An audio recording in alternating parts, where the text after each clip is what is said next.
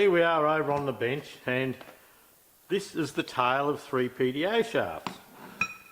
Now this shaft here, that's the original PTO shaft out of the 6-speed tractor, and if I can see the motor, yes, you can see that the splines are half worn out compared to this one here, which has no use at all.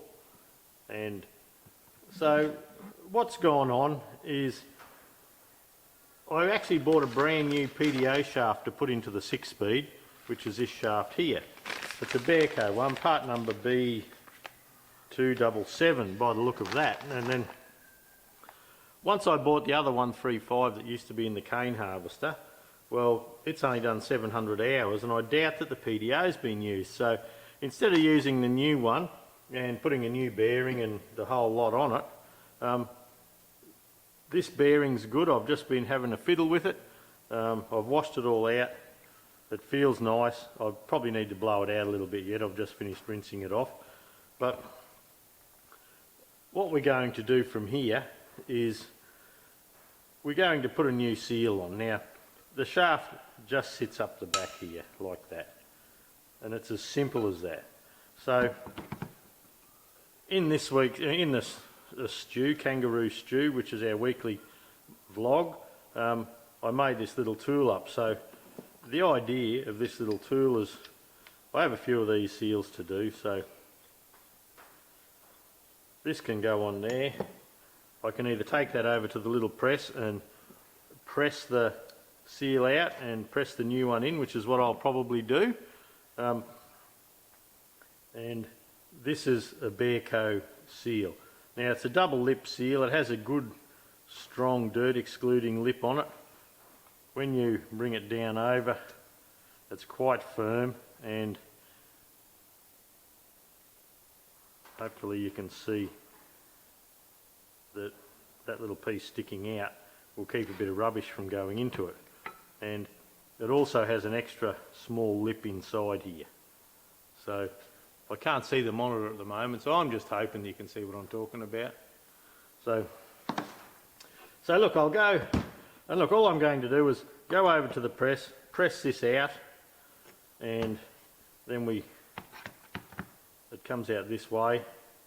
We put the new seal in, we turn this tool around and we use it the other way and put the seal in. I probably won't film that just for the sake of having to take the camera over, set it up at the press again, and bring it back here. So I'll go and do that and I'll come back. Well, there you go. There's the seal out.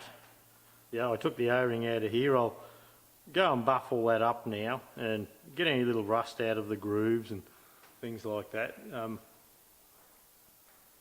Look, it looks okay.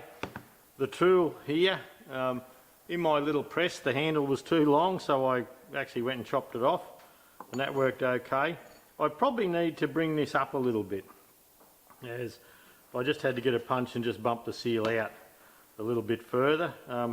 So look, if I go myself another 1/4 of an inch here, which I may be able to do if I can hang on to it in the lathe, or even hang on to it on this shaft, bring that right down, as long as it's true. But anyway, look, so far so good. I'll go and clean this up and get it ready to take the new seal. Well, there you go. There's the housing all nice and clean. I'll go and put the seal in, and I'll have to... Oh, got quite a bit of shadow. I've only got one light over. The light's sort of up here and give us a bit of shadow. I may need to change that. But this should be able to screw into there now. And go right through, or I could possibly put a washer there. Have this screw down onto a washer. Mightn't be a bad idea. Okay, I'll go and put the seal in and I'll be back.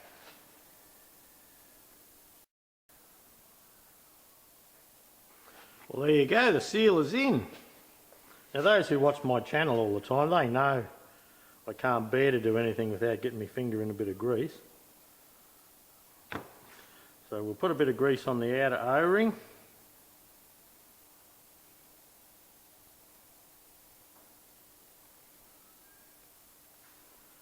pop him over there.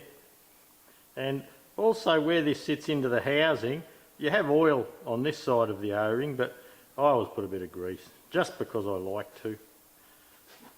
And that should slide over there nicely like that. Okay, that's looking pretty good. Let's head over to the tractor and we'll just slide that in, and it's just a matter of sliding it in. There's nothing hard about it. So we'll go over there, we'll set the cameras up and we'll have a look at how we slide it in. Okay, we've got the PTO shaft done now, and it's just a matter of bringing it up the back of the tractor. I'm fairly close in there just so you can see what's going on, and the PTO shaft is actually engaged, and then we can bring this outer in as we go, and you can see that there's a little bit of drag on that O-ring.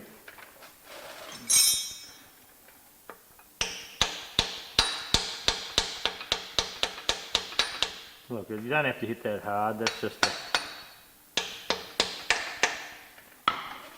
a way of bringing it in. Now there's a couple of flats on the side here.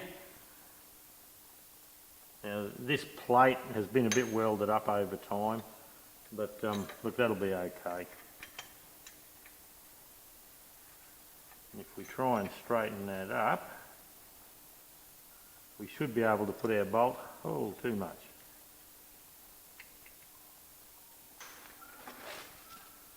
I'll just lean down. I've got a few shadows here. I've got lights everywhere trying to get close up so everyone can see what's happening. But look, these are just, I think they're inch by 7/16 UNC bolts.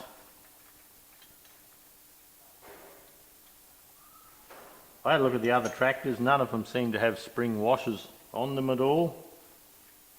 So we'll just monkey see, monkey do. This had all sorts of plates and that over it, if you can recall when I pulled it apart. So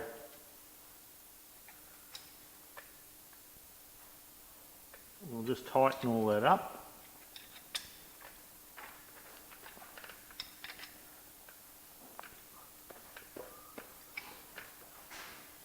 And there we go, that's the PTO shaft in. Now, that gear must be sitting back a little bit, so what I'll do now, I'll just go and I'll slide the PTO gear forward a little bit, and that should turn nicely. This is in neutral. So with the PTO gear in neutral, that turns and there's no load on it. You can turn it quite easily. When I move the PTO gear back and I turn the pinion shaft, that's a ground speed PTO, and it's quite hard to turn this other way. But when I slide the PTO gear forward onto the back of the hydraulic pump, I'll now go into the bell housing, and the big shaft coming out of the front of the gearbox, I'll turn that, and you should actually see it turning here.